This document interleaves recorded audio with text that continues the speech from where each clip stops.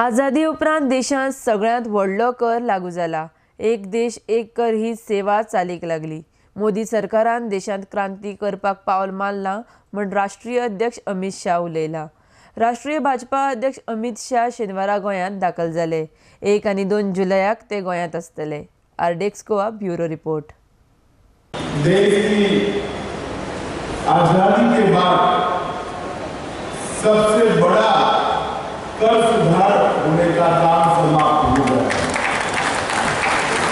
देश के राष्ट्रपति श्रीमान प्रणब मुखर्जी जी और प्रधानमंत्री जी के नेतृत्व में कल से एक देश एक कर जीएसटी की कल्पना साकार हुई।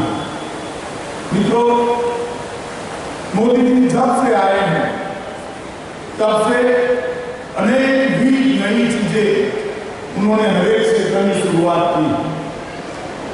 मगर मैं आज आप सबके माध्यम से, मीडिया के माध्यम से पूरे देश को बताना चाहता हूं कि कल जो हुआ है वो आजादी के बाद का सबसे बड़ा कर सुधार का कदम है।